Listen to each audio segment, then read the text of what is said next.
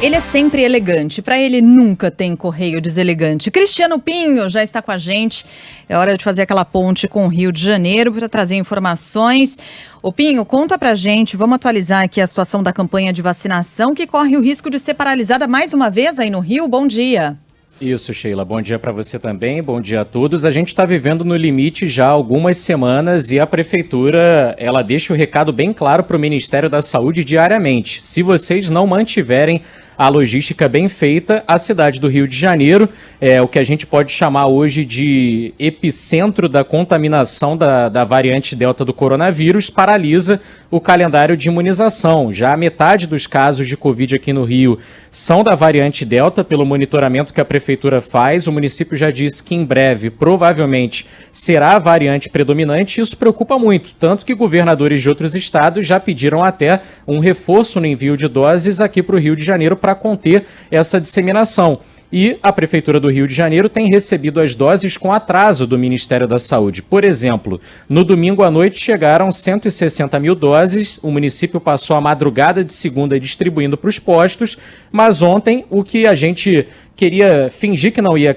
acontecer para manter a esperança, acabou acontecendo. Chegou perto da hora do almoço e as doses começaram a acabar. Algumas pessoas desistiram de esperar, impacientes voltaram para casa e a Prefeitura teve que começar um esquema de realocação dos lotes nos postos que estavam começando a ficar desabastecidos. Hoje a gente mais uma vez dá prosseguimento à campanha no limite. São vacinadas pessoas de 25 anos, mas já não tem vacina para amanhã. Sabe-se lá se a gente vai conseguir também chegar até às 5 horas da tarde, que é quando termina o atendimento nos postos para vacinação contra a Covid, ainda com doses a serem aplicadas. A Prefeitura disse que aguarda o envio de novas remessas ainda para essa semana, mas que o Ministério da Saúde não sinalizou nenhuma data específica para esse envio.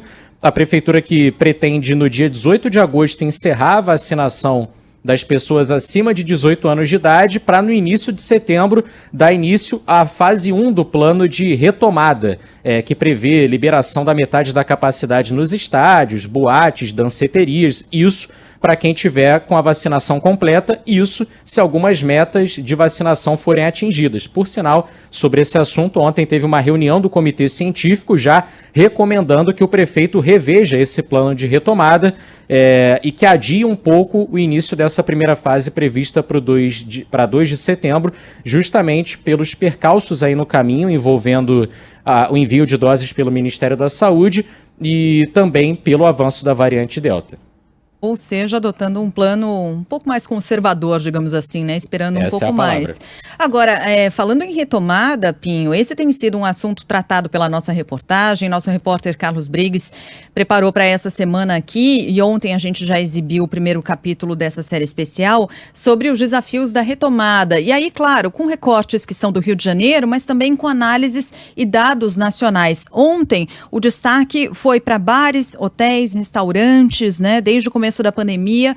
Essa reportagem aqui mostrou o Brasil já perdeu 320 bilhões de reais quando a gente leva em consideração esse setor aqui de bares, hotéis, restaurantes, o que equivale a 4% do PIB nacional de 2020. É muita coisa, minha gente. Imagina o tamanho do impacto disso no emprego, né? Quase 2 milhões de brasileiros só nesse segmento aí que perderam o emprego. Então, nossa reportagem ontem já mostrou um pouco do caminhar dos próximos passos para a retomada aí nesse setor.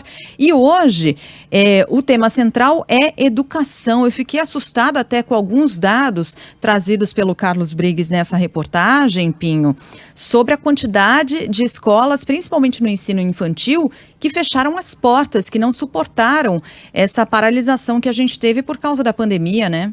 Isso, a crise afetou pelo menos 1/5 dessas unidades. Das 25 mil de educação infantil em todo o Brasil, 5 mil não conseguiram se manter, ou seja, realmente fecharam as portas e sem perspectiva de poderem retomar as atividades. Esses são dados da Federação Nacional das Escolas Particulares, e 70% dos contratos com as escolas desse segmento do ensino infantil, eles foram encerrados, isso desde o início da pandemia.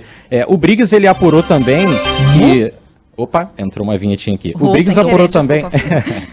O Briggs apurou também que 150 escolas particulares aqui na região metropolitana, elas encerraram as atividades desde o início da pandemia, e aí a gente percebe também, isso agora falando de Rio de Janeiro, a migração para o ensino público. Pelo menos 30% de aumento. Só na rede estadual foram quase 30 mil matrículas a mais. Na rede municipal do Rio, falando de capital, foram mais de 20 mil matrículas. Isso a gente está falando de estudantes que migraram do ensino privado para o ensino público, justamente por não ter mais condições de se manter matriculado em uma escola particular. E esse é o principal fator também que faz com que essas unidades, às vezes, precisem fechar as portas.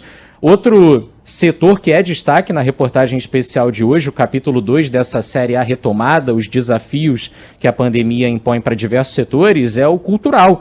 Talvez o mais impactado por conta das restrições envolvendo a realização de eventos, por exemplo. A Associação Brasileira de Produtores de Eventos, ela afirma que até hoje 97% das atividades ainda estão paralisadas. Isso quando a gente já percebe aos poucos a normalização de vários outros segmentos. No caso da cultura, ainda muito afetados e aguardando um cenário mais estável no que diz respeito ao controle da epidemia aqui no Brasil, para poder retomar as atividades que ainda não foram retomadas.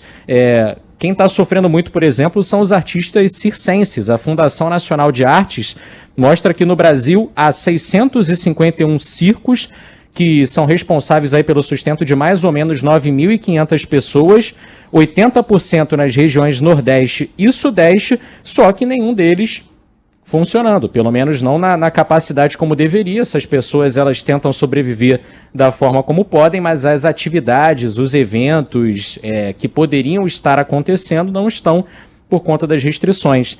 A Abrap disse que o setor deixou de faturar pelo menos 90 bilhões de reais. Mais uma vez, a gente fala aí uma comparação com o PIB, representando cerca de 4% do PIB nacional. Isso durante a pandemia. É muita coisa, gente. Muita coisa. Estamos falando 97% no caso do setor de eventos. É brutal. E aí, esse destaque também da reportagem de hoje sobre a área da educação infantil. Praticamente 20% não suportaram dessas escolas, né, escolas particulares, as creches, no ensino infantil, não suportaram a crise provocada pela pandemia. A gente vai exibir essa reportagem ao longo do dia, ao longo da nossa programação, tem mais ao longo da semana também. Pinho, obrigada, viu, pelas informações, bom trabalho para você, até mais. Para vocês também, até.